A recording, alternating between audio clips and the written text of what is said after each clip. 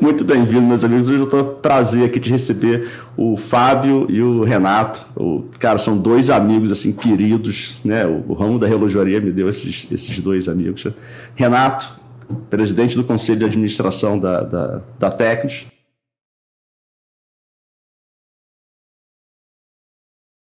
Fábio, atual diretor comercial da empresa.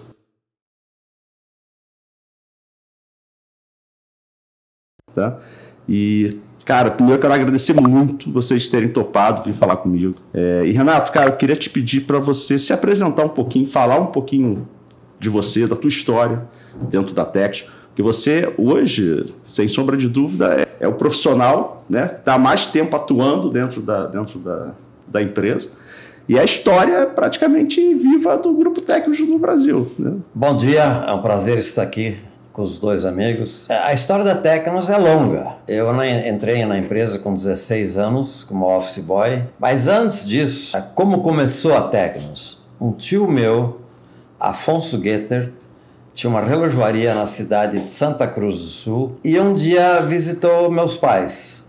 Eu estava em casa, devia ter na época uns 14 anos. Pô, Mário, você que é correspondente de inglês, alemão, que ele trabalhava numa empresa que importava, na época, automóveis. No tempo que se importava automóveis. Quer dizer, isso foi antes de 1956, que a Tecnos, o início é 56. Aí disse, pô, vamos importar relógio. Eu, Mário, mas eu não entendo nada de relógio. Aí meu tio, não, mas eu tô com um catálogo aqui de empresas, de indústrias de relógio.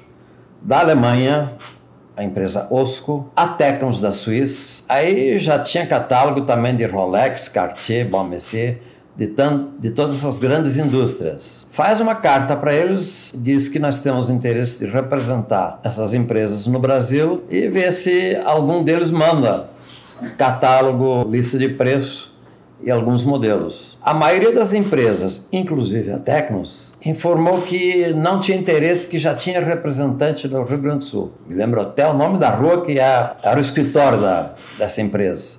Era no Otávio Rocha, em Porto Alegre. Mas a empresa Osco, da Alemanha, Indústria Osco, fez o que ele pediu. Mandou um catálogo, alguns modelos, lista de preços. E a empresa começou com a marca Osco, um relógio alemão, que existe até hoje. Mas era uma dificuldade na época vender Osco. Por quê? Alemão, relógio alemão, Osco, não foi muito fácil.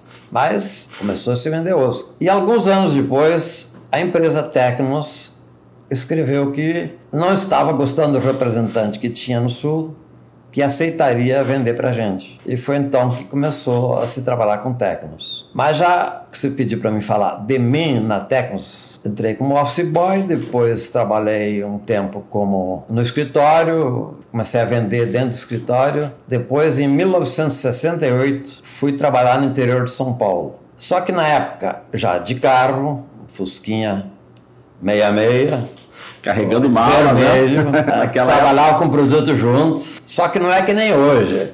Até outro dia eu participei de uma convenção da Tecnos, eu fiquei até com um pouquinho de ciúme, vendo toda aquela estrutura que uma empresa tem hoje, as marcas fortes que tem, diretor, presidente, diretor comercial, gerente de vendas. Na época era eu e eu. E pior ainda, eu tinha que apresentar a mim, que ninguém me conhecia, tinha que apresentar o nome da empresa, que na época era Centauro Importadora, que ninguém nunca tinha ouvido falar, e tinha que falar no produto Tecnos. Aí quando falava em Tecnos, os clientes do interior de São Paulo perguntavam, mas esse é relógio de parede, é relógio de pulso ou é despertador? Não, é Tecnos, é relógio de pulso. E é muito bom. Eu já deixava um relógio, uma máquina boa, aberto, no fundo, para quando ia mostrar para o cliente, digo, olha a máquina. É máquina suíça ETA, muito boa. E eu sempre tive uma coisa comigo. Se é para vender, vamos começar pelos grandes. Por exemplo, a minha primeira viagem em Ribeirão Preto, fui lá qual eram as melhores joalherias da cidade. E vi que tinha lá uma Casa Afonso, que existe até hoje nossos clientes. Senhor Homero, visitei, e quando me apresentei, não quero, eu sou exclusivo da Rolex, Digo, não, você não é exclusivo da Rolex, você também tem Omega e Tissot. Bom, mas são relógios também caros do mesmo nível. Digo, mas então, e quando vem um fazendeiro comprar um Rolex teu e pede para comprar 10 relógios mais baratos para os clientes, para os funcionários dele, como é que você faz? Você tem que mandar para o teu concorrente. Não é melhor você ter um produto bom, de qualidade, bonito e econômico? Ah, mas e como é que eu vou botar na vitrine junto com os Rolex? Eu estou te pedindo para tu botar junto? Bota no balcão, guarda aí bonitinho, e você tem um produto mais econômico, com qualidade, para vender para essas pessoas, para esse tipo de cliente. Aí meio que concordou, mostrei o produto, o cara mostrou a máquina para o relojoeiro disse que era muito bom, era coroa rosqueada, era prova d'água. Digo, bom, não sai enquanto não vender. E terminei vendendo para ele. Esse cliente veio se tornar um dos meus melhores amigos, maiores clientes naquela época do interior de São Paulo. Tinha 2 lojas boas. E assim foi indo. Durante 3 anos fui vendedor. Depois entrou na empresa o senhor Euniro Berger Fará, que já tinha uma experiência muito grande de outras empresas grandes, acho que ele tinha trabalhado já na GE, e ele que fez a estrutura comercial a nível Brasil. Abriu filiais no Brasil todo, é uma estrutura de filiais que existe até hoje. Houve algumas mudanças, mas o básico é a mesma desde aquela época. Só que aí depois de um tempo o Fará estando lá, um dia ele disse, pô, deixa eu fazer uma viagem contigo. Aí fomos para o interior de São Paulo, Presidente Prudente. Isso que ele entrou, eu entrei como vendedor em 68, 69, foi em 70. Ele entrou na Tecnos em 70.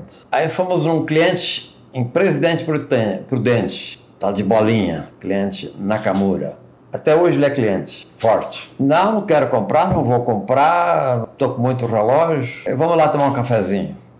Aí fomos tomar um cafezinho, na volta, chamei a menina, já tinha olhado os produtos que faltavam para ele, entre outros produtos que ele estava sem, o Skydive, esses dois estão usando. Chamei a compradora, enquanto o Fará estava falando com Bolinha, chamei a compradora, abri a minha malinha de Tecnos e comecei a mostrar aí, talão de pedido, escrevendo. O que você está fazendo, Renato?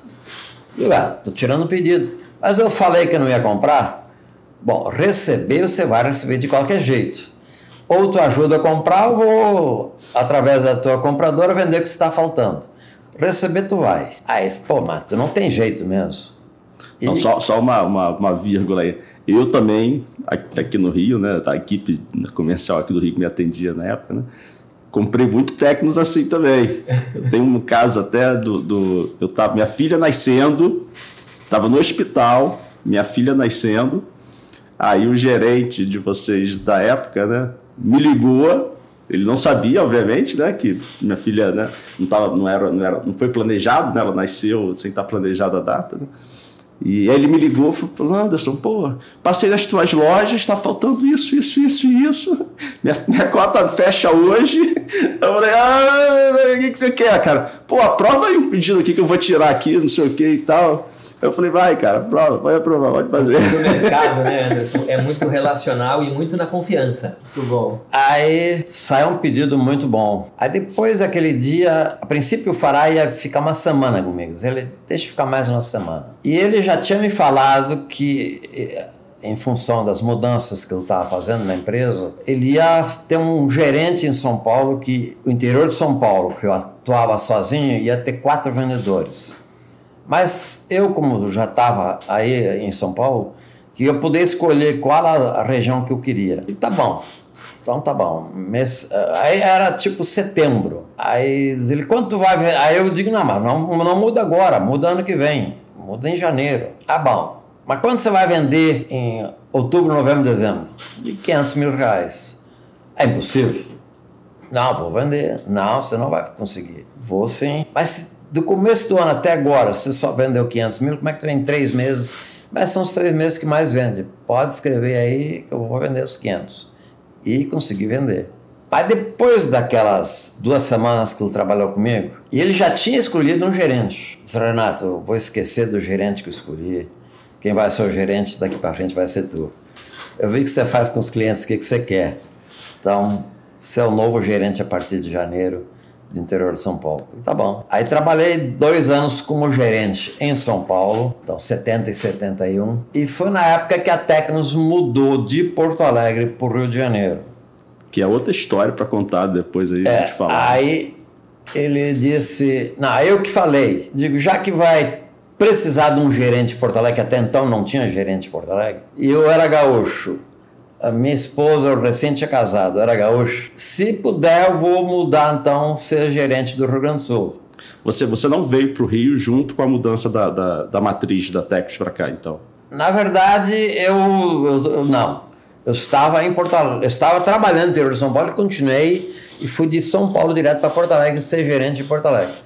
Eu fiquei como gerente de Porto Alegre, acho que na verdade foi 18 anos. Em 1990 que eu vim para o Rio, mas na época tinha outro gerente no Rio durante esse período aí. Aí quando eu fui assumir a direção comercial, em 1989 na verdade, o Fará quis sair da empresa, tinha que contratar um novo diretor comercial. Aí outra parte engraçada, nem sei se tu sabe dessa história. O presidente da empresa, aquela coisa de irmão, não confia muito em irmão, queria botar um novo diretor comercial, botaram anúncios em São Paulo, Rio de Janeiro, página inteira, procurando diretor comercial para Tecnos. Aí, acho que foi o próprio Fará um dia disse, pô, mas será que não pode ser o Renato? Acho que ele vai dar um bom diretor comercial. Aí o Mário um dia me liga para Porto Alegre e diz, Renato, as pessoas vão botar um novo diretor comercial que o Fará quer se aposentar. Você aceita fazer uma entrevista? Pô, já devia me conhecer. Processo formal. Já devia me conhecer para ver para que eu sirvo e não sirvo, mas se quer que eu faça uma entrevista, faço. Então você pode ir amanhã de manhã para o centro do Rio de Janeiro, escritório e tal, fazer uma entrevista. Eu fui lá e fiz a entrevista. Era um homem e uma mulher. Depois de meia hora de conversa, os dois começavam a olhar um para o outro e rir. Digo, eu estou indo muito mal ou muito bem. Mas vamos pelo muito bem. Eu sabia que estava indo bem. Não, foi bem, né? A gente já sabia da história. Aí, vamos parar, chega. Se é por nós, você é o novo diretor comercial da Tecnos. Não sei como é que o presidente tinha dúvida quanto a isso. Aí ligou para o Mário. Mas tem certeza? Mas vai dar certo? Que é que na cabeça do Mário tinha que ser um cara de 1,90 m, que fosse músico como ele, que fosse não sei o quê, cheio de história. E, na verdade, para ser qualquer coisa, tem que ter capacidade, confiança e ir para cima e fazer coisas, naturalmente. E foram 25 anos? 25 anos. Como diretor, você ficou 25 anos como diretor comercial. 25 anos. Aí entra outra coisa que aí vale a você pena. sai e entra esse cara aí, mano. Aí tem outra parte interessante. Primeira viagem que eu fiz com o Mário, daí eu como diretor comercial, fazer compras nas feiras de Basel, na Suíça, e de Hong Kong. E eu sempre achei estranho que a Tecnos não tinha produtos melhores, mais caros, cronógrafos. Era aquele padrão de skydiver para baixo. E fornecedor, a Tecnos só tinha 3, 4 fornecedores. Aí na primeira viagem na feira de Basel, digo, Mário, que vitrine bonita, vamos parar aqui. Não, mas isso não é fornecedor. Digo, mas não precisa ser fornecedor, a gente abre ele como fornecedor. Não, mas a gente não costuma. Mas por sorte, o cara veio, o dono do stand, veio falar com a gente e começou a mostrar, e eu gostando, ele não muito, que o padrão dele era aquilo. Eu até brinquei com o Fábio agora esses dias, agora, porque visão de quem não tinha muita intimidade com ele, né? Assim, a gente até brincava entre os clientes ali na feira, né? De tentar adivinhar qual era a camisa estampada que o seu Mário ia aparecer na feira de Angra, né? Porque ele era um cara que todo mundo via, um cara durão, que não sorria, andava na feira, assim, do jeito dele, né? Ele tinha aquele jeito de gaúcho durão, não sei o quê. Então, um pouco mais sisudo? Sisuda. Mas na feira de Angra, ele aparecia com umas camisas estampadas, parecia que tinha saído do Havaí e tinha ido pra feira, né? E era engraçado, o pessoal já tipo um meme assim da feira, o pessoal, os clientes falavam, porra, qual é a camisa que o seu Mário vem esse ano? O Dr. Mário não era nada comercial, mas ele gostava muito do ambiente da feira de Angra, eles tinham casa ali, ainda tem até hoje, a família, e era um lugar que ele ficava muito à vontade. Eu acho que era um pouco isso, dava pra ver ele talvez num momento mais ele. E da feira de Basel, o que eu sempre ouvi também falar, né? Assim, acho que é assim até hoje, né? Assim, que a Tecnos era uma empresa que todo mundo da feira de Basel, né? Dos estandes, dos expositores, não sei o que e tal, ia lá para cumprimentar, para falar, mesmo quem trabalhava com vocês e os que também não trabalhavam, pelo reconhecimento ali da história da empresa. Mas, na verdade, o Mário era tudo isso mesmo, aquele jeitão dele. E ele não gostava de feira, ele não gostava de ir em feira. Eu que insistia para ele junto. Não, mas eu não quero. Mas, tipo, primeiro stand que a gente foi conseguir convencer ele de botar uma linha bonita de cronógrafos. Convenci ele de botar uma linha feminina mais sofisticada, com pulseira de metal. Que primeiro era só pulseira de couro, não tinha um reloginho, nenhum reloginho pulseira de metal, só couro. Esse tipo de produto ele não trabalhava. Isso aqui era como era antigamente, né? Década de 70. Depois eu vou fazer gravar alguns modelos da época que eu consegui resgatar lá nos nossos arquivos. Modelos mais simples. Esses são dessa época de 70. 70, 80. Acho que esses aqui. Era mais ou menos esse padrão. Relógio com pulseira de Esse couro. foi o meu primeiro relógio. Esse pessoal que eu ganhei do meu pai quando eu entrei na companhia. Na verdade, não foi meu primeiro relógio. Foi quando eu entrei na companhia, meu pai me deu um relógio clássico para eu trabalhar. Eu tinha mais relógios esportivos. Mas já conta essa história também. Daqui a pouco a gente entra nela. Mas, então, com a minha... Ó, eu vou beber aqui o vinho que eu trouxe para vocês. Aproveitar, a gente dá uma pausazinha.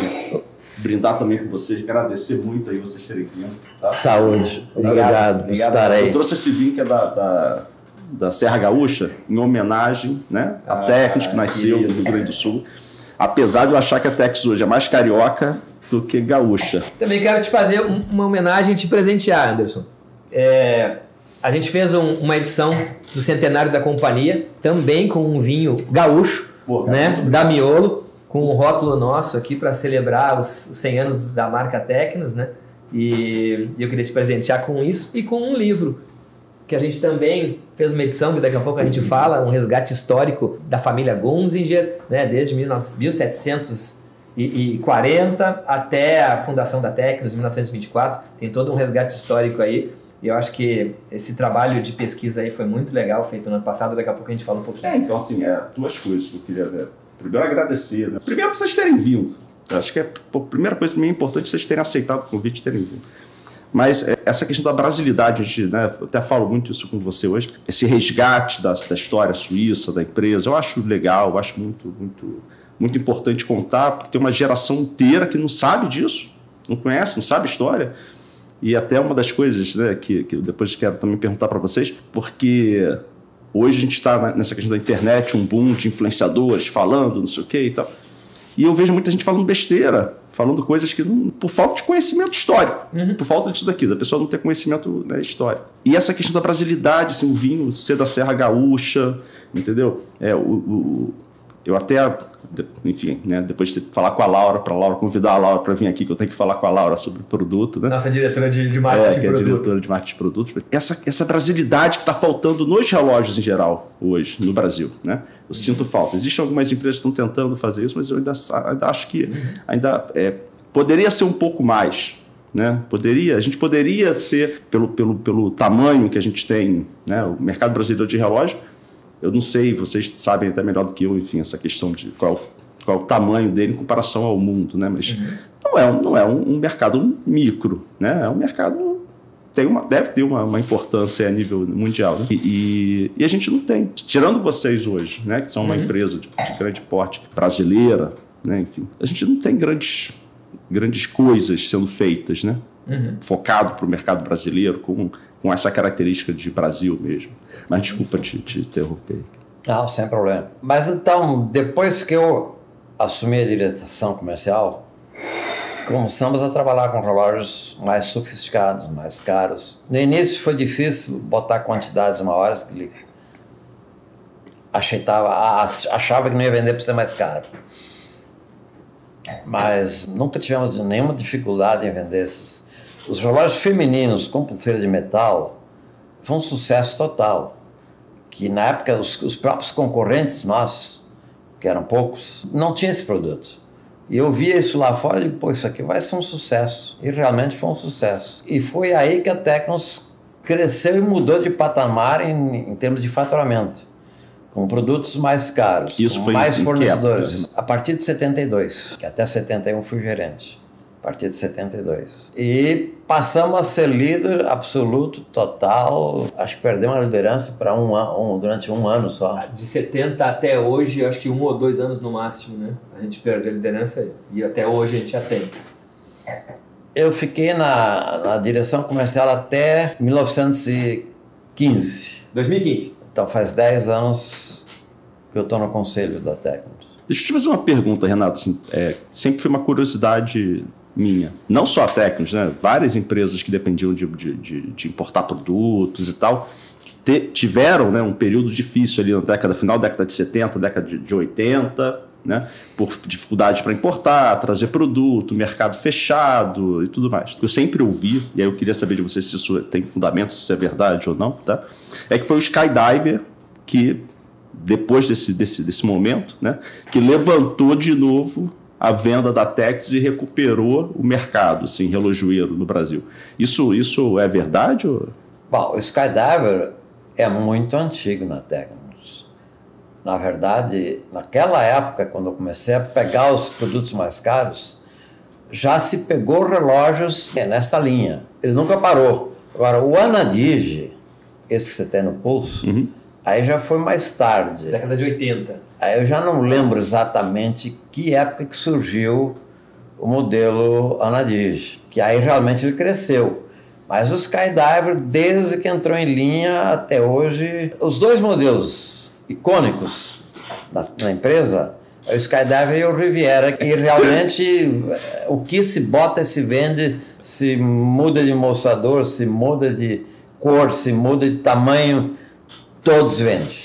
Não tem jeito. Acho que tem uma parte da história que essa semana ainda eu conversava com um colega lá da Tecnos que tem mais de 50 anos de empresa, é o Hélio, o nosso controller, né? E quando a gente divulgou o nosso release do segundo trimestre, agora semana passada, eu estava conversando com ele de manhã na empresa e ele estava fazendo um pouco desse resgate e ele lembrou de uma época, Renato, onde a Tecnos logo tinha vindo para o Rio e a gente estava montando a fábrica também de Manaus e houve esse fechamento de importações. E aí toda uma fábrica que estava montada e setada para ser uma montadora de componentes, tivemos que fazer uma reengenharia para virar uma injetora plástica. Por quê? Dificuldade de importação de matéria-prima, de pulseiras, de caixas, a gente conseguia importar os módulos e as máquinas, e aí surgiu o Mariner, que era um troca-pulseira intercambiável, e que isso, naquele momento, fez com que a indústria da Tecnos se reerguesse. Então, em cima de um modelo infantil, juvenil,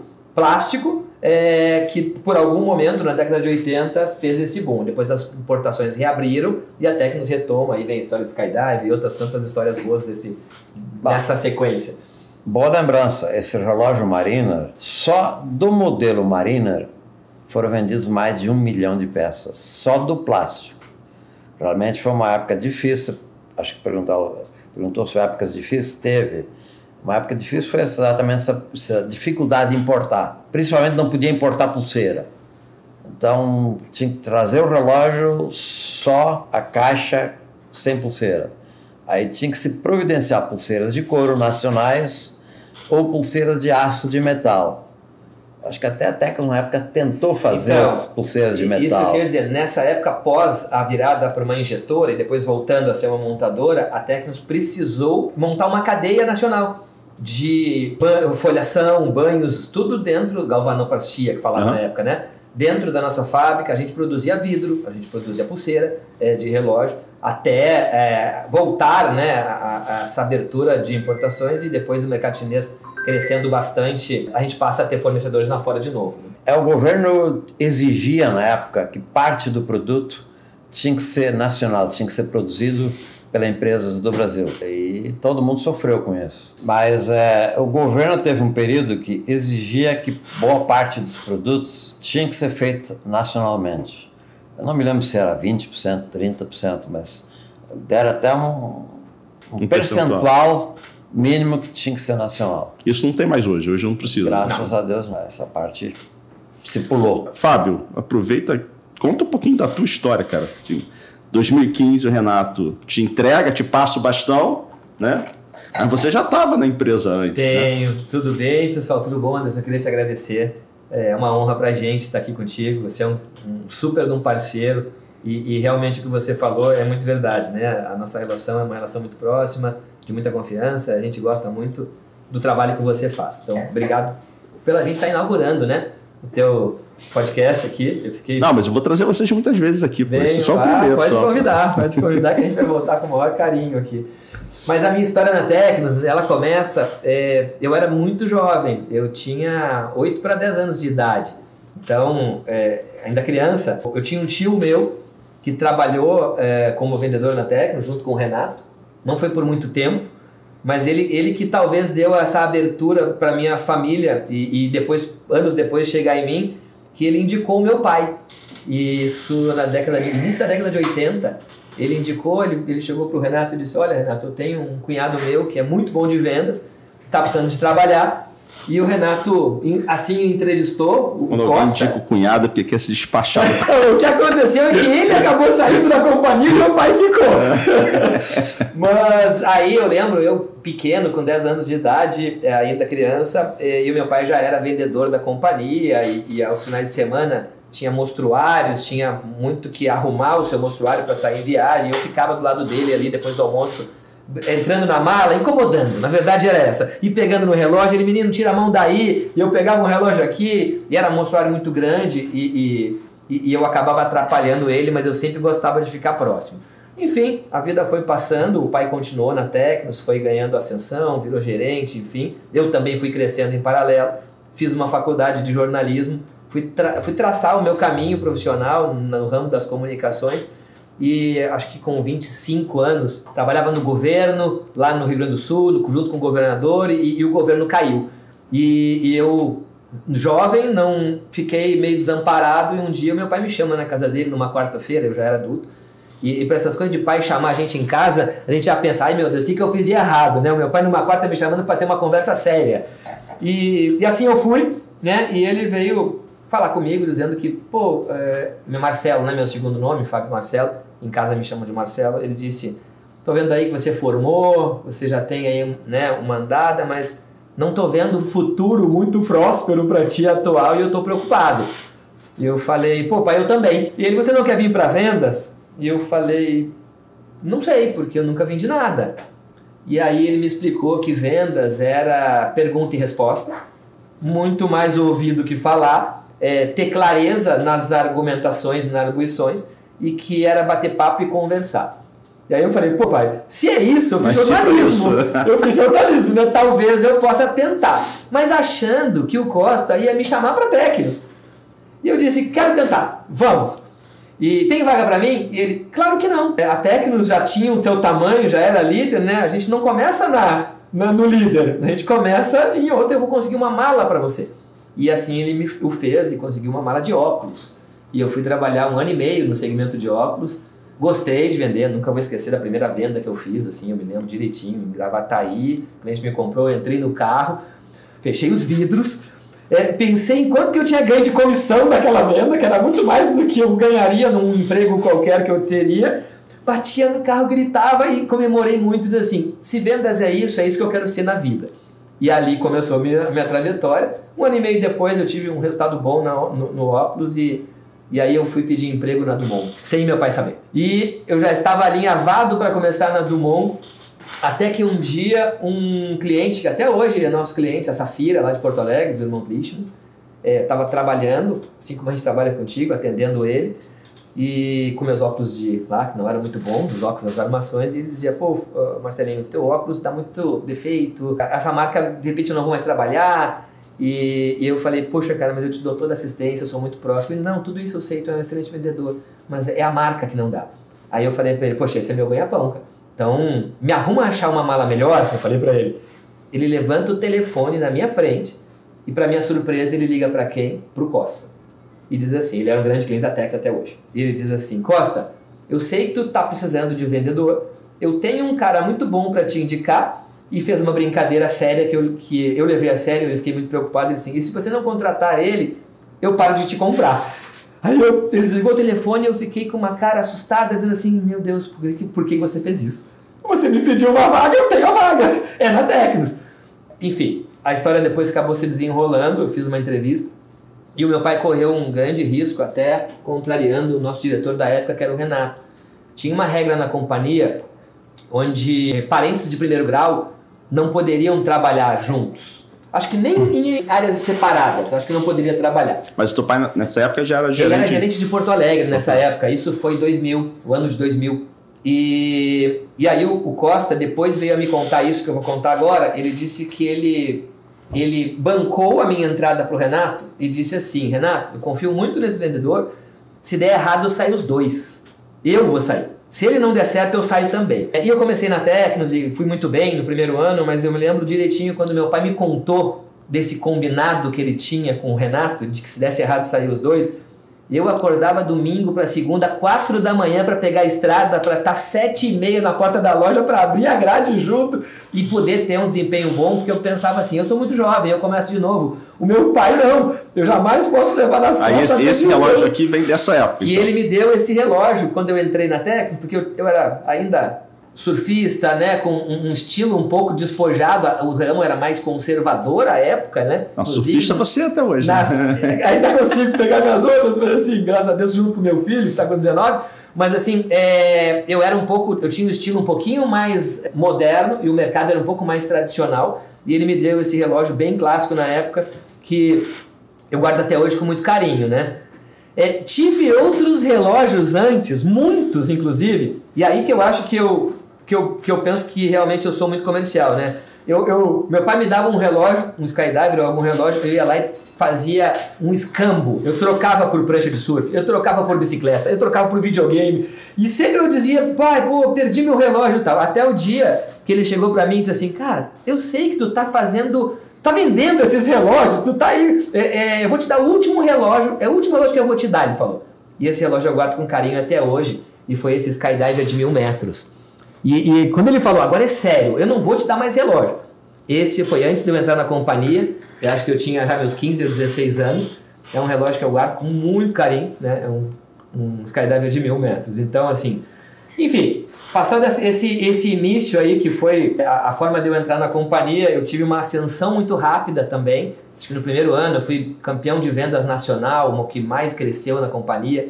Recebi, a cada 1 ano e meio, mais ou menos, eu tinha uma promoção. Então eu fui para a capital depois, e aí tenho passagens na capital, de novo, acho que pelo meu dress code, pelo meu lifestyle, eu tive uma dificuldade inicial com alguns clientes que eram mais conservadores, né? O seu Lichman, lá, o Jacó da Safira, o outro da Coliseu, eles usavam terno completo no seu dia a dia. Mas era outra época, né? Era uma época, e eu era muito jovem, e eu acho que eu não passava talvez a credibilidade. Um belo dia eu botei um terno e fui atender eles, e eu tirei o maior pedido daquela época. Aí eu falei, bom, se é esse o nosso estilo, eu vou ser assim também. E aí depois, eu acho que isso é quase uma anedota, assim, mas depois a gente vai ganhando mais confiança, como o Renato falou, esse mercado é um mercado de famílias, né? As famílias relojoeiras no Brasil. As indústrias também são familiares, né? Acho que a gente Sim. é a única hoje de capital aberto, né? E tem também um varejista de capital aberto que a gente consegue ter um pouco mais de visibilidade, né? Que é a Vivara. Mas fui tendo ascensões e fui para a capital um ano depois, aí atendi os grandes clientes da capital. Aí até o ano de 2004, quando eu estou lá numa quarta-feira de cinzas no meu carnaval, eu recebo a ligação do seu Renato, perguntando se eu estava pronto para um desafio, que era assumir a minha primeira gerência. E eu prontamente, eu queria muito ser gerente da Tec, disse, claro, Renato, estou pronto, né? Vai me dar um mês mais ou menos aí para me preparar? Ele, não. Segunda-feira quero você em Minas Gerais, em Belo Horizonte, eu vou estar contigo lá e tu vai assumir a gerência. Então, assim, era muito rápido as coisas que aconteciam e a gente tinha que estar pronto. Ou embarca ou vai passar o teu momento. E Minas, imagino, né, que seja um mercado difícil, né? Foi. Porque, assim, normalmente, né, as praças que tem uma empresa regional dificulta, né? Assim, porque a empresa acaba tendo um carinho maior ali na praça. Geralmente, quando trocava o gerente, era porque a filial não estava bem. E realmente, eu assumi uma filial em último lugar de vendas, em BH. Fui com a minha então namorada, virou esposa, que é a minha esposa até hoje, né? Não tínhamos filho. E eu encarei, sim, a ida para Belo Horizonte como a minha casa. E lá encontrei uma nova época para mim, uma época de gestão, com a família da Séculos muito próxima, né? Que são os Azevedo, que são nossos parceiros muito muito amigos da Tecnos até hoje. Inclusive tem que tentar trazer o Alexandre aqui, vou até mandar logo. Olha esse Alexandre. Comprar, né? E aí foi uma surpresa muito grande. Teve uma passagem rápida, não sei se a gente tem tempo, mas eu acho que era legal. A família Séculos, ela fazia uma festa de caridade todo ano, de um projeto social grande que eles têm lá em Minas. Eu acho que fazem ainda. E eu lembro que eles convidaram o Dr. Mário. O Dr. Mário, que era o presidente da companhia, me liga e diz: Fábio, preciso que tu me represente nessa festa, em nome da Tecnos. E lá eu conheci seu Arthur, seu Alexandre, e eles descobriram que eu era um gaúcho expatriado, sozinho na capital mineira, e eles me abraçaram de uma forma que me causou, assim, perplexidade. Eles foram muito queridos comigo, com a minha esposa naquela época, eu considero muito eles por isso, e eles nos convidavam para eventos, para ir na casa deles, enfim, e tudo que a gente precisava, eles diziam: vocês estão na nossa casa, a gente precisa te receber. E assim a gente tocou, e no primeiro ano de Minas a gente já levei a filial para terceiro colocado no Brasil, e aí no outro ano o Renato já me manda para São Paulo, num desafio maior. Fiquei lá em São Paulo acho que quase 11 anos e passei a transição toda da Tecnos de familiar em 2007, né, com a chegada do Joaquim, dos fundos e a profissionalização da gestão, e foi uma época muito legal de estar lá e poder viver tudo isso. Depois eu fui gerente nacional já no Rio de Janeiro, de 2011, 2012 até 2015. Saí da companhia, fui empreender, fui lá para o Sul, toquei uma indústria de wetsuits da Mormai, né? Lá no Sul por 3 anos, fui sócio lá, e em 2018 um chamado de voltar para a companhia como diretor comercial, assumi a cadeira do Renato e estamos até hoje aí, tocando. Assim, eu acho que o ramo tem 2 coisas que eu acho legais, assim. Primeiro, entre as empresas, agora até está tendo uma rusga aí, enfim, mas normalmente entre as empresas sempre teve respeito. Um respeito. Mais com respeito, o pessoal da Séculos, toda a família Azevedo, todo o pessoal da Séculos e tal, cara, assim, porra, você conversa com o Alexandre, né? Principalmente o Alexandre, com quem eu acabo conversando mais. Assim, pô, é um respeito pelo ramo, respeito pelo outro, respeito pelo concorrente. Assim, é um respeito. O Renato acho que resumiu bem. Assim, é um respeito muito grande. E assim... A gente para em feiras... cansei de ver vocês conversando. Nas feiras de Angra, cansei de ver a mesa com vocês, a família Azevedo, jantando ali, batendo papo, conversando, isso aqui. E isso eu acho muito legal, até para os clientes que estão vendo aquilo, porque falam assim, pô, legal, o ramo, né, assim, senta, janta, toma um vinho, grande, conversa. Né? Tanto, acho que de varejistas quanto de indústrias, são familiares e o mercado, eu costumo dizer que ele é muito relacional. Ele não é um mercado como o de alimentos, que é um mercado transacional, onde a gente faz aqui talvez um termo diferente e você bota mais 3 carretas de arroz. Não funciona assim, é um mercado de relações, é um mercado onde as pessoas são as mesmas há décadas. A gente tem clientes de relação de 40, 50 anos, tem clientes que já estão na 3ª geração, tem clientes na 4ª geração já em São Paulo, e eu acho que preservar essas relações é muito importante. Acho que gera confiabilidade, eu acho que gera perenidade de negócios, e eu acho que somos concorrentes, mas não somos inimigos. Não, olha, eu tô no ramo, né, assim, diretamente, desde 94, comecei a trabalhar com meu pai, comprando relógio, né, desde 2000, eu comecei a comprar os relógios das empresas, e sempre tive uma boa relação com todas as empresas, com todo mundo, sempre teve muito respeito entre as empresas, entre os vendedores, entre os representantes, entre os gerentes, assim. E uma coisa que lá atrás era mais forte, esse sentimento, mas que persiste até hoje, era assim, a Tecnos enfim, mas naquela época acho que o sentimento era maior ainda, por questão de ser uma empresa familiar na época. Eu acho que essa coisa de ser uma empresa familiar na época traz essa coisa de um sentimento de se pertencer a uma família mesmo, né? Então, assim, todo mundo tinha orgulho de dizer que trabalhava na Tecnos. Entendeu? Assim, gerentes, representantes. Eu tenho gerentes da companhia com 40, 50 anos, tenho vendedores com mais de 50 anos, né? A gente não são poucos os colegas lá na matriz com 40, 50 anos de empresa. Eu tenho 25 e sou considerado um novato da empresa. Mas assim, e quando a gente remonta o time em 2018, que volta o Renato como presidente do conselho, que o Joaquim reassume a presidência, a Mônica Noronha, que era a nossa diretores de produto e marketing me chamam para voltar, a gente tenta trazer de volta esse resgate de pessoas que forjaram a companhia ao longo de décadas, né, para trazer um pouquinho dessa história de novo e da raiz do nosso negócio. E é isso que a gente está tentando, né, desde 2019, 2018 para cá, resgatar. Está resgatando. É a opinião minha, né? Eu olho sempre como cliente, olhando, né, de fora, assim, né? Eu sempre, até quando a gente conversa muito, né? Assim, eu sempre falo para você isso, assim. Eu sempre critico, quando eu critico, e você sabe que eu critico. Que é a parte boa, Anderson, da nossa relação, que você sempre... é muito transparente e puro. Né?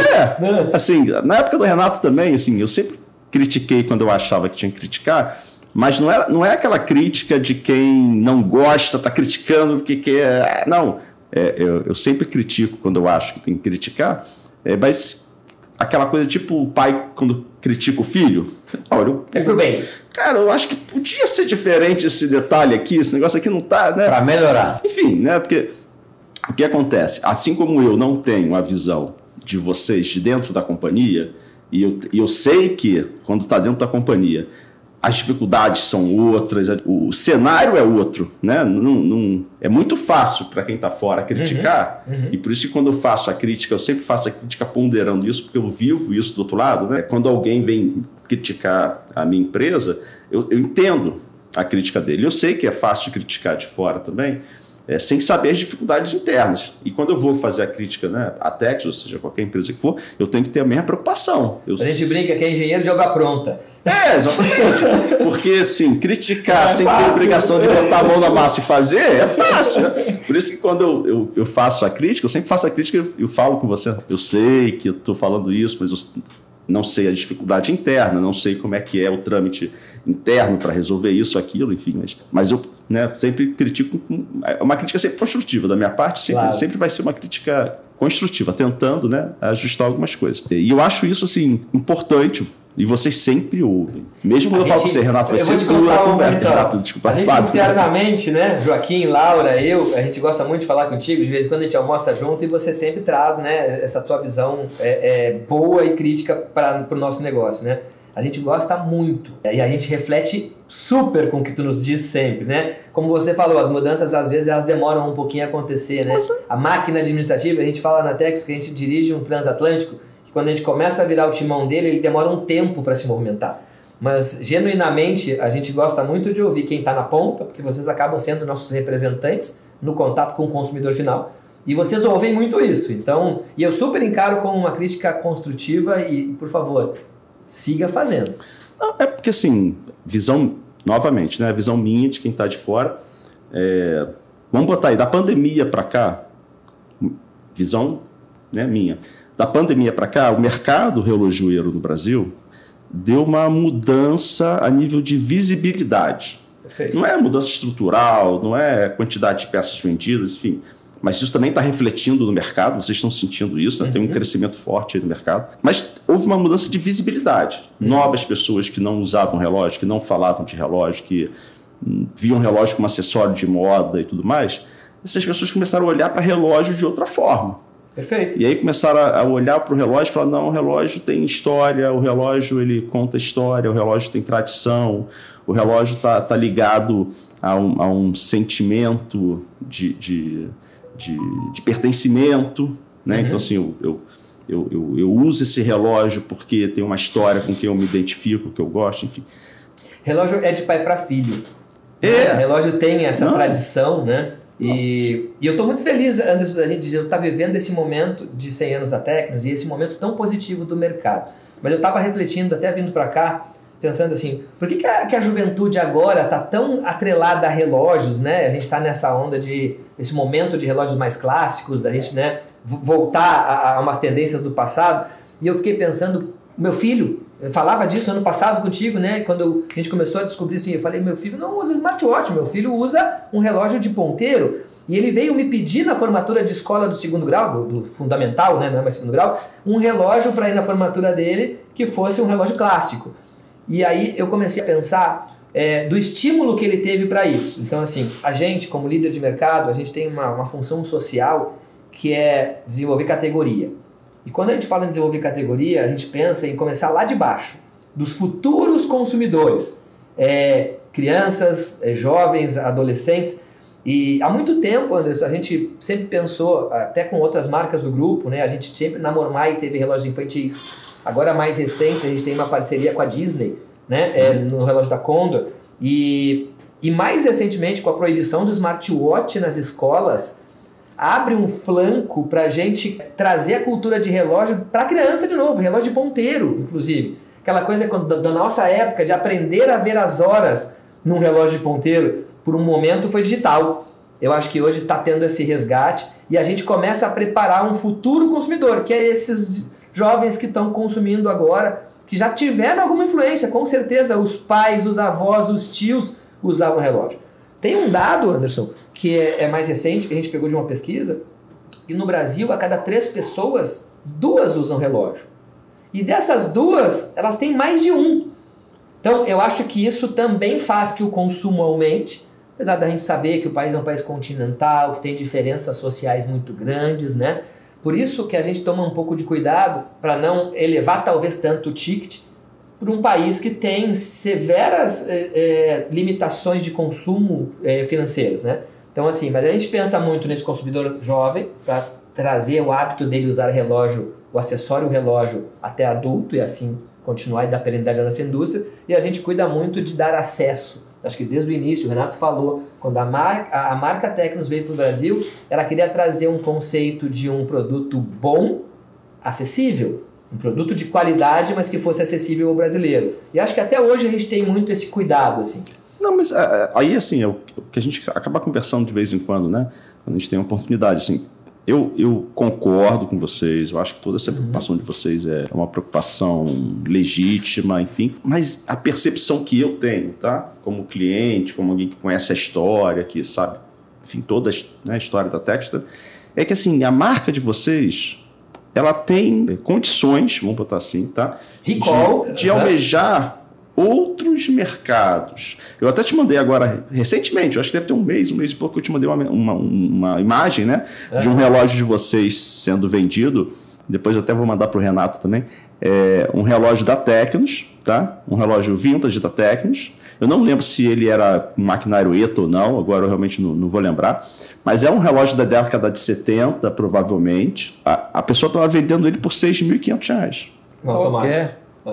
Um automático. E tinha cliente para comprar? Não, ele vendeu. Quem comprou não sei, mas ele vendeu. Não vamos muito longe, Renato. Esse seu relógio que está no seu pulso, que foi uma homenagem ao centenário que a gente fez, né? Numa embalagem especial, com um livro e um relógio com máquina suíça, enfim, um day date que relembra modelos da década de 50. Eu tenho. É verdade, você tem um também. Eu dei um pro meu pai. Meu 005. Eu acho Só que tem isso 500 peças. remete um pouco, né? Um relógio que foi vendido a mais de R$5.000 e que a gente está entendendo que tem esse espaço e eu acho que ao longo das próximas coleções, eu não quero dar muito spoiler aqui, a gente vai sim... que dar spoiler, mano. A gente vai navegar em camadas, né? Eu acho que a gente não consegue dar um cavalo de pau, eu acho que até como estratégia e comunicação também para o consumidor, a gente quer indo em camadas e sim, a gente sabe que a marca Tecnos tem potencial de explorar talvez caminhos de relógios um pouco mais encorpados, com talvez alguns materiais mais nobres, porque a marca tem peso para isso, ela segura. E a gente vai, para os próximos anos, tem muita coisa boa vindo. Até para esse Natal já. A coleção que vai começar... eu vou voltar a te perguntar isso mais para frente. Assim. Agora, me fala uma coisa, cara, assim... Principalmente o Renato, né, que está aí desde o início, assim, qual que é o relógio hoje que se você, assim, pudesse escolher de tudo que a Tecnos já teve, tá?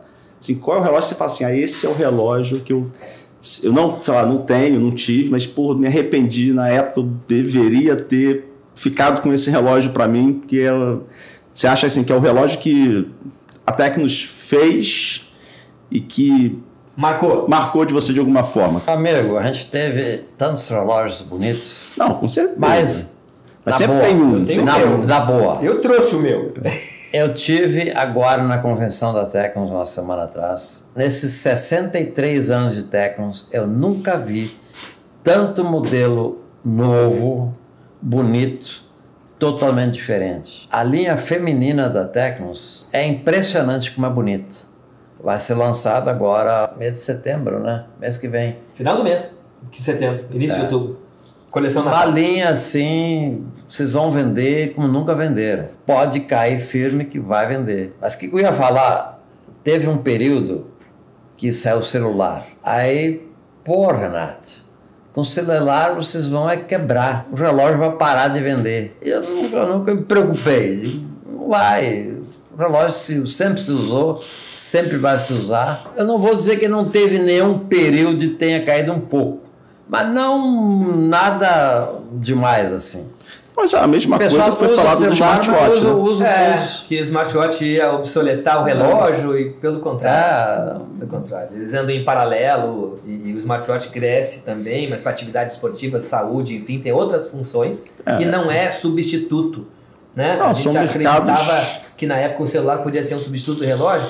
Como função marcadora de hora até pode, porque tem relógio em todos os lugares, não era só o celular, né? Na geladeira, no carro, mas como acessório ou como uma função precisa, né? De um equipamento de alta precisão, jamais. Mas você perguntou sobre modelos, sempre que saía um modelo que eu gostava, eu comprava. Eu tenho hoje mais de 30 relógios em casa. Mas eu não sou de estar trocando relógio todo dia, não consigo. Eu quando gosto do modelo, às vezes eu fico usando um mês inteiro sem trocar. Não sou de trocar, não. Eu gosto de trocar de camisa, de calça, de outras coisas, mas relógio não. Então, assim, eu gosto de trocar relógio. Assim, tem alguns, né? Eu não tenho, até brinquei com o Fábio uma vez também, assim, eu não tenho nenhum relógio vintage da Tecnos. Da Tecnos eu tenho esse Skydiver aqui, que é antigo, mas não chega a ser um relógio vintage, né? E tenho um relógio, esse relógio aí, né? Que é da comemorativo. Mas os vintages mesmos, aqueles aqui, eu até brinquei, vocês têm que achar lá na fábrica. Acha lá na fábrica um relógio, a caixa que está escondida lá no cofre, que alguém deixou lá, esqueceu. Pega um mostrador do outro lá que ninguém também sabe onde é que estava. Fazer uma coisa diferente. Monta lá, põe uma pulseira de couro com uma costura aparente lá e escreve assim atrás, ó, 001 e me dá, que eu quero. Tá? É bem isso, Anderson. Relógios marcam épocas. Eu acho que relógio é um presente importante, às vezes, quando tem alguma comemoração e eles marcam o tempo, né? Esse relógio aqui que eu quero te mostrar é um dos meus favoritos da história. Ele é um 2000 metros, um Diver, que foi em homenagem quando a gente fez o IPO da companhia. Então foram feitos 66 relógios gravados no fundo para todos os colaboradores que à época compraram uma fatia da Tecnos, né? E esse relógio eu tenho como tem teu nome gravado aqui. Tem o nome, ele acho que é o número 28, se não me engano, de 66 relógios. E isso marcou uma época importante da entrada da Tecnos na Bovespa. 28 de 66. Né? De entrada na B3. Né? Hoje a gente tem muito orgulho de dizer que a gente é a única empresa do segmento de relojoeiro de capital aberto. E a gente não só está na B3, como a gente participa do Novo Mercado. O Novo Mercado ele é um seleto grupo de empresas que tem o mais alto nível de governança. Então, isso nos enche de orgulho. Mas não foi a virada da entrada da B3 que nos fez ter um nível de governança. No tempo do seu Mário, no tempo do Renato, a empresa já tinha práticas muito modernas de gestão. Né? Dr. Mário sempre dividiu e distribuiu lucros, desde que ele entende, né, como empresa. Assim, eu lembro, antes lá com eles, tinha PLR na companhia. Então, eu acho que a empresa já tinha esse nível alto de governança. Quando veio a gestão mais profissional e a abertura do capital, a gente só sedimentou uma coisa que já era DNA da companhia. Mas uma coisa interessante, a Tecnos hoje, 3 acionistas que fazem parte do conselho praticamente detêm 70% da empresa, das ações. Quer dizer, corremos zero risco de alguém, vou comprar a Tecnos. Hoje é uma empresa de dono, de novo, ela tem controladores. Então, mas isso eu acho que é importante. Eu acho importante, assim, porque quem está tomando a decisão está botando o dele na reta, vamos botar assim, né? Então, tem seu capital investido. Exatamente. Tá? Não é aquele gestor que está ali, eu vou fazer isso aí se der errado, eu vou para outro lugar depois. Né? Tem alguns casos famosos aí, né, que a gente viu recentemente, né, de gestores, né, de companhias abertas que, né, caso da Americanas passagem, né? Caso clássico aí, né? Para mim, como cliente, quem gosta da empresa, isso aqui, eu achei que a mudança de rumo que vocês deram, a partir da pandemia principalmente, né? Assim, foi uma virada importante. Falou assim, ó, realmente a gente quer mudar, vamos, assim, reconhecer que estávamos trilhando um caminho que não era o ideal e vamos seguir outro agora. E é isso. É isso aí. E tirando a pandemia, que foi um momento muito difícil para todo mundo, né? Para o mundo inteiro. Mas eu acho que a pandemia acelerou. Mas assim, não foi tão difícil para a gente, porque era um back to basic. Era volta para o básico e volta a ser o que a gente era. A gente sabia do caminho, Renato, Joaquim, o time que foi montado. A gente não quis reinventar a roda. A gente quis voltar a ser a Tecnos de antes. Só isso. E isso não é tão difícil. Eu acho até que é difícil. No sentido de que, o que o Renato falou aqui, né? Existe, principalmente de uma equipe jovem, as pessoas mais jovens, assim, existe um olhar de, você não entende nada, você, né? E de mudança. Você é velho, você não entende, né? Eu já estou sofrendo isso, já. Já tá? Eu também sou, eu tô falando. Eu que acho jovem, que já começa a ter uma geração nova, né, com outra. Até em casa, assim, com meu filho, principalmente em casa. Eu falo, filho, faz isso. Pô, pai, você não entende nada disso, pai. Eu falei, como assim não entendo nada? Eu entendo, pô. Que idade é o filho? Tá com 11 anos. Mas que cobrança, hein? Mas ele joga futebol, né? Ele gosta de futebol, ele joga futebol. Ele joga num time... Ele é federado, joga num time de base. E aí eu vou e falo pra ele, ó, termina o jogo dele, eu sento pra ele e falo, filho, ó, isso, tu fez errado, isso. Aí ele olha pra mim e diz, você não entende nada, pai, de futebol. Entendo sim, peraí. Tá calmando essa hora? Pois eu tô fazendo 80 anos este ano, ainda jogo futebol. E não sou ponta esquerda, não. Mas você tá jovem. Eu sou zagueiro. Você tá jovem. Fábio, deixa eu te fazer uma pergunta para vocês, na verdade. Assim, essa tem a ver com essa coisa dessa história que vocês estão resgatando e tudo mais, tá? Eu sinto falta, já falei, né, disso também com você uma vez, assim, a história vocês resgataram, é legal, mas não tem um acervo, né? Não tem uma coisa assim para quem é entusiasta, para quem gosta de relógio e de repente lá na Tecnos visitar e conhecer essa história, ter acesso a produtos que, sabe, que contam a história, pegar na mão e falar, pô, esse relógio é da década, né? E tá aqui, é o primeiro, né, eventualmente, né, o primeiro relógio feito pela Tecnos. Tem esse projeto? Vocês têm esse projeto? Como é que está isso? Então, Anderson, com o trabalho de resgate que a gente fez para contar nossa história do centenário, a gente foi lá para a Suíça, foi falar com a família dos Gunze, né, a geração, a quarta, quinta geração. A gente descobriu que tem um museu na cidade onde tudo nasceu. Né? Walchenhof. Que é onde foi a primeira fábrica da Tecnos. E tem um museu lá com muito conteúdo. A gente, sim, está disposto a trazer isso para o Brasil e fazer um resgate e criar no nosso escritório aqui no Rio uma área que a gente pudesse contar melhor a nossa história. A gente tem muita coisa no Brasil também e isso são planos que estão em andamento para frente e tomara que a gente consiga executar. Mas temos ideia sim. Acho que é muito importante contar para mais pessoas, né? Acho que pouca gente conhece essa história. São poucas empresas no Brasil que têm 100 anos. Então, acho que é motivo de orgulho e a gente precisa contar isso. Eu acho, né, tenho falado isso com você, assim, eu acho que é importante, porque eu vejo, e até uma das perguntas que eu quero fazer para vocês, vou aproveitar e vou fazer logo a pergunta, né? Essa questão dos influenciadores, essa questão da internet, falar de relógio e tal, eu acho que é muito bom, muito interessante pro mercado, tá? Mas a gente vê muita gente falando muita coisa que não tem fundamento, né? Então, tem muita gente aí que repete coisas que ouvem e vão repetindo sem ter vivido, sem conhecer, sem saber nada. Principalmente alguns influenciadores jovens que não viveram, que não sabem da história, que não conhecem a história do mercado relojoeiro, não viveu, a verdade é essa, não viveu isso, né? E fica falando coisas que eu falo assim, cara, tá falando um negócio que não faz sentido.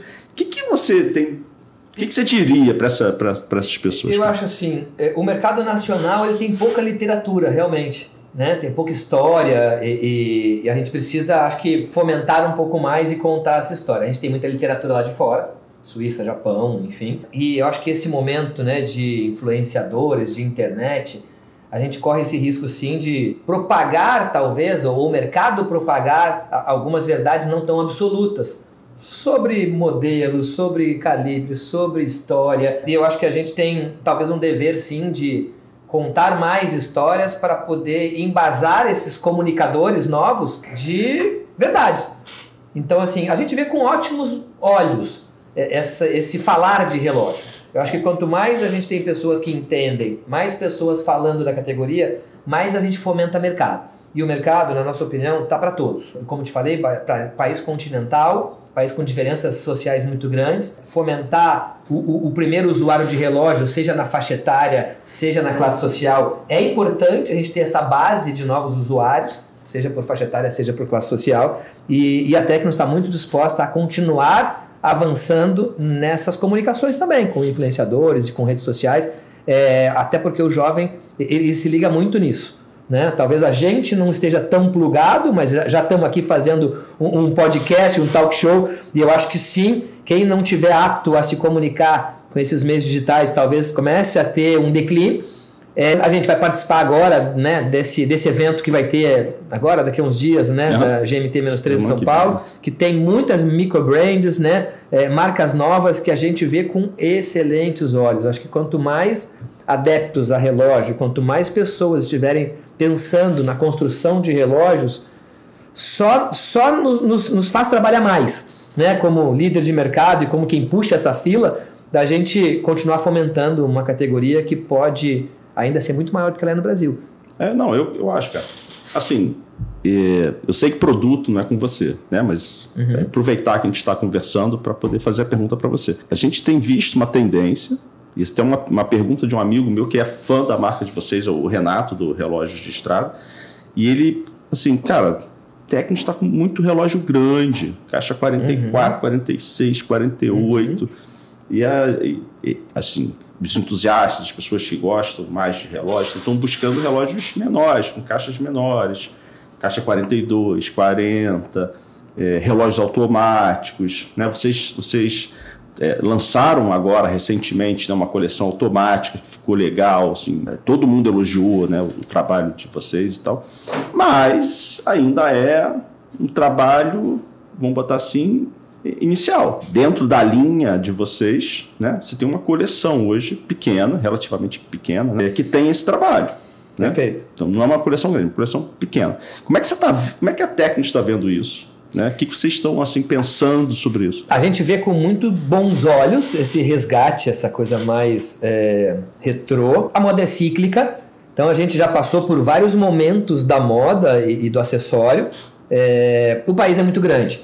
Então, assim, sim, tem regiões geográficas do Brasil que consomem relógios um pouco maiores ainda, mas a gente entende e se adequa às tendências. O ciclo de construção de um relógio ele é bastante longo, entre a gente desenhar, talvez a encontrar o fornecedor certo, fazer o mock-up, né, que seria o protótipo, isso ser montado, vir para o Brasil e a gente colocar no mercado. Isso demora mais de um ano. A gente começa esse trabalho no ano passado com o Day Date que o Renato está usando. A gente lança as primeiras coleções no final do ano passado com o Diver e com uma coleção alusiva a 1958, né, que a gente trouxe, acho que foram 14 ou 16 modelos, que lembram a chegada da Tecnos no Brasil. E esse é o start para uma linha que é a que mais cresce, né? Esse ano na venda é a linha de automáticos na companhia, a coleção que mais cresceu, e a gente sim, para os próximos anos e já para esse Natal, tende a aumentar a nossa coleção e a ponto dela ser talvez uma linha específica no portfólio com uma vida própria. Então, assim, tamanha a força que a gente está acreditando nessa linha, que não é mais uma tendência passageira. A gente imagina que relógios mecânicos, automáticos, eles devem vir e ganhar um protagonismo muito grande nos próximos anos. E a Tecnos não tem como ficar de fora disso, até pela nossa tradição. Né? A gente sempre fez relógios automáticos. E a gente sim está com bons planos, eu não posso falar muito, cara. Não, a minha diretora de marketing, minha colega vai me matar se eu der muito spoiler aqui. Mas sim, a direção é essa, vai aumentar muito para esse final de ano já e para o ano que vem. A gente vai ver belas coleções aí. Tô louco para falar, mas não posso. Então, vai ficar surpreso quando ver os lançamentos para o fim do ano. Realmente, eu nunca vi tanto modelo novo bonito.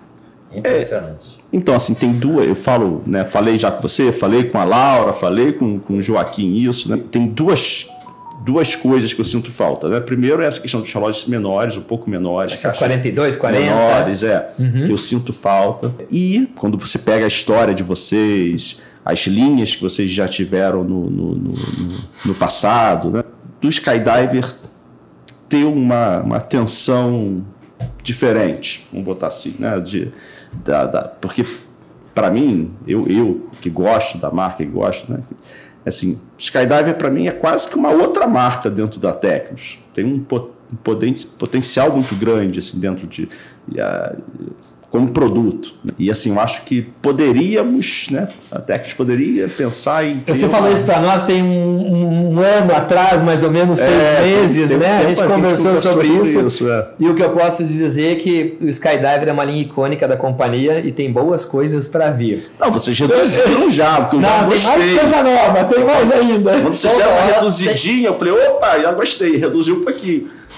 Toda hora tem tido mais modelos novos, variações dentro do Skydiver, mais cores, mais mostradores, mais... Eu fico feliz que realmente é um produto que vende. Mas o mais importante, deixa eu só falar uma coisa.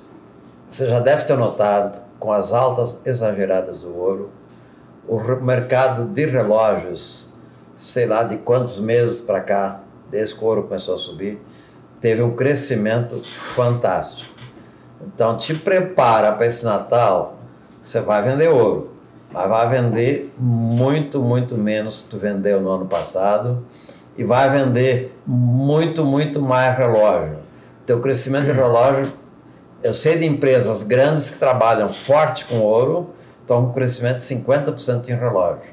Então, só vai depender da tua empresa querer vender mais relógio e ter variação boa. E a Tecnos está aí para te fornecer. Trazendo um pouquinho de dado para isso que o Renato está falando. E vai continuar por muito tempo esse negócio de ouro. O ouro normalmente ele não recua, né? Depois que ele sobe, ele não... A gente está nesse ano, Anderson, passando pelo melhor momento da história da indústria relojoeira do Brasil, em termos de faturamento, né? de números. Então, assim, o crescimento do mercado esse ano está em torno de 25%. Isso para o Brasil, num ano que não está com essa pujança toda, é muito fora da curva, assim. Então, a gente está muito animado com esse consumo majorado de relógios. A gente também acha que isso veio para ficar e a gente está muito preparado aí para trazer novidades, lançamentos, enfim. Voltando um pouquinho que você falou sobre tamanhos de caixa, né? A gente trouxe essa linha Diver aqui no ano passado e ela tem uma caixa 43. Mas a gente tem o caimento, o lug to lug, né? Dele, ele tem um excelente caimento. E eu falando com pessoas também que são muito apreciadores de relógio, comparando com caixas 42, às vezes, o caimento dele, ele muitas vezes ele até fica melhor. Mas entendo uma tradição, né, que tem de caixas menores e a gente sim vai trazê-las. Quando a gente fala do tamanho da caixa, obviamente que a gente tem que levar em consideração também o lug to lug. Claro. Porque influencia diretamente na percepção que você tem com relação ao tamanho dela, tá? Então não é só o diâmetro da caixa. Né? O diâmetro da caixa é uma medida importante, né? Claro. Mas o lug to lug é uma das medidas, né? É uma das, com certeza. Mas assim, essa coleção, que é a coleção até que eu falei agora por último, assim, tá indo muito bem, tá tendo uma aceitação muito boa, o pessoal tá gostando, tá todo mundo... Tirando aí uns influenciadores que não entendem muito de relógio... Sempre tem. A gente não agrada 100%.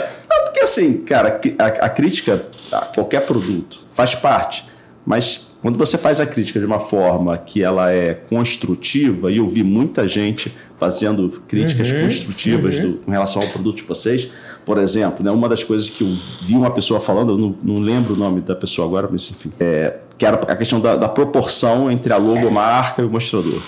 Aí eu falei, tem razão, eu também achei que o tamanho da logo ficou um pouco desproporcional com relação ao mostrador. Boa. Tá? E eu falei, isso aí eu acho que tem fundamento. Isso é fácil de mexer, né? De uma coleção para outra é muito fácil. Enfim, tá? E são detalhes que fazem a diferença, mas que no dia a dia você acaba passando, né? E não percebe. Enfim, a pessoa chamou a atenção, eu falei, olha, isso eu concordo, eu achei também que...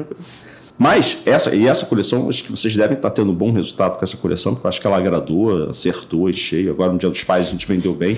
Esse relógio aí, a gente vendeu muito bem, com a pulseira de borracha, que foi o que me agradou mais, que eu gostei mais até foi esse. O resultado de vocês está aí para, né, para mostrar isso, assim, né, tá tendo um crescimento, o mercado inteiro está tendo E a nossa segunda marca é impressionante como está crescendo, que é o Condor. O Condor está num sucesso total, todo dia crescendo. Modelos bonitos, preços bons, clientela. Eu vejo pedidos grandes só de Condor. Aí deve ter girado bem para depois comprar o Tecnos. Eu não acompanho muito, né? Como a gente não trabalha com a marca, a gente acaba não acompanhando muito, né? Vale a pena dar uma olhada com Mas é porque o relógio feminino hoje, pra gente, é importante. A gente tem nas lojas, a gente atua com o relógio feminino, vende bem o relógio da Tecnos, principalmente, já falei isso com você também. Assim, um percentual grande da minha venda de Tecnos hoje é relógio feminino, mas é limitado. Assim, o nosso grande negócio, vamos botar assim hoje, está realmente no produto masculino. E já não é mais... Você vende mais relógio masculino e feminino, né? E é engraçado isso, né, Anderson? O próprio mercado de influencers, né, também está predominantemente masculino, né? Tem poucas mulheres falando de relógio. A Laura, que é a minha para, ela vai dar um painel lá na feira, e a gente falava ontem disso, né? Ela é a única mulher que vai estar lá palestrando, né, em nome da Tecnos, e é um mercado que eu acho que poderia sim ter mais adeptas mulheres para comentar de relógio, porque para consumo a gente tem, o nosso dado é que quase metade da nossa venda é feminina, talvez pouco menos, 45% talvez, e tem um mercado muito grande, só que não tanto de influencers, né, de gente falando de marcas femininas ou de relógios femininos, né? Assim, a percepção que eu tenho, inclusive na loja, tá? Pela venda que a gente tem hoje na loja, é porque assim, o público feminino, ele prefere ter mais modelos, tem uma preocupação mais estética, então se dá moda, tá na moda, é aquela coisa que tá na moda. Mais passageiro. Mais passageiro. Então, ela prefere mais volume, uma questão mais com uma preocupação estética do que com a durabilidade, e isso acaba atraindo para o primeiro preço. E aí está a Condor, né? Então, algumas marcas que estão nessa faixa de primeiro preço e que com certeza, eu imagino, eu não trabalho com a Condor, mas imagino que a Condor é um volume muito grande, 90% feminino e 10% masculino. Se for 10%. É até mais equilibrado. Assim, até tem também, porque, enfim, esses modelos de entrada tem uma distribuição mais pulverizada, talvez até em canais alternativos como magazines, enfim. Mas conforme você vai subindo no valor do produto, você vai começando a trabalhar com um relógio de um valor agregado maior, aí vai predominando o masculino. Mas sabe que a gente começa a perceber um avanço também nas mulheres para ticket e um cuidado e um zelo mais por, seja por um lado funções, seja por outro lado qualidade de materiais, enfim, e a gente começa a ver também um ticket se elevando ao longo do tempo. Eu acredito que a gente vai ganhar um pouco mais de maturidade nisso ao longo dos anos, assim como o mercado todo está ganhando uma maturidade no Brasil. Eu acho isso. A gente falava há pouco de relógio, a gente acho que jovem ainda nesse tema, e eu acho que isso é muito positivo, tanto para a indústria quanto para o varejo, como para os consumidores. Acho que quanto mais pessoas estiverem versando com o relógio, com argumentos corretos, com informações corretas, eu acho que todo mundo se beneficia. Esse momento eu acho que é um momento assim, muito interessante para a indústria, interessante para o varejo, interessante para quem gosta de relógio, porque estão chegando, né, no Brasil e vão chegar nos próximos anos provavelmente, tá? Novas marcas, novos produtos. Tem essa questão do acordo, né, do Brasil com a União Europeia, que a gente imagina que quando finalizado tudo, enfim, tá? Marcas que hoje talvez não estejam presentes no Brasil se interessem talvez por vir para o e um custo do Brasil atrelado aí, que às vezes é muito impeditivo, né? O empreendedor no Brasil, ele recebe uma carga realmente grande, é difícil, mas enfim. Infelizmente o Brasil... Aí é uma discussão mais é uma outra conversa. É uma outra conversa, mas a percepção que a gente tem, tá, é que mesmo com todos esses entraves, com todos esses problemas, tá, a gente deve entrar na mira, né, de outras marcas de virem para o Brasil, de trazer outros produtos para o Brasil. Isso acho que é bom para todo mundo. Com certeza. para a indústria que está no Brasil, para todo mundo. Um mercado maior é muito mais pujante, né? A gente fica... O Joaquim tem um comentário que ele fala lá, brincadeira na Tex, ele diz assim, eu prefiro ter 10% de Nova York do que 100% de Nova Iguaçu. E isso não é uma coisa pejorativa com Nova Iguaçu, é muito mais para dar grandeza. A pizza maior é melhor para todo mundo. Então, acho que isso está acontecendo. A gente tem a função social quase de fomentar mercado e distribuição, e eu vejo isso de uma forma muito positiva para os próximos anos. Não, eu acho também. Tá? Eu acho que esse crescimento que está tendo esse ano, tá? Eu vejo que ele é sustentável nos próximos anos. Concordo. A gente vai continuar tendo esse crescimento sustentável aí nos próximos anos. Tá? Concordo. Cada vez mais eu vejo pessoas se interessando. Tenho casos pessoais, né? Na minha família mesmo, de pessoas que não usavam relógio, usavam smartwatch. Impressionante. E aí começaram a usar relógio, aí me procuraram para falar, quero trocar, não quero mais usar smartwatch, quero usar relógio. Isso aí. Então, o que se recomenda? Então, assim, tem uma vertente, né, assim, muito positiva, aponta, né, para um caminho muito... O relógio voltou a ser desejado, voltou a ser um belo de um presente e eu acho que sim, cada vez mais pessoas usando e isso vai continuar. Que é muito bom para nós. Fábio, Renato, assim, está acabando o nosso tempo. Eu queria primeiro agradecer muito vocês por terem vindo, cara, assim, foi muito bom, não tem nem como assim, agradecer vocês. Que pena, passou rápido. Tá? Passou rápido, as horas a gente está aqui. Que bom. Passou muito rápido. Obrigado por ter chamado a gente, foi um prazer. E se precisar mais vezes, estamos às ordens. Não, vou chamar vocês muitas vezes. É que assim, um episódio, né, um programa, assim, é muito pouco para a gente falar tudo que tem para falar. Né? Se a gente for ficar aqui mesmo falando, vai ficar 2 dias aqui para falar.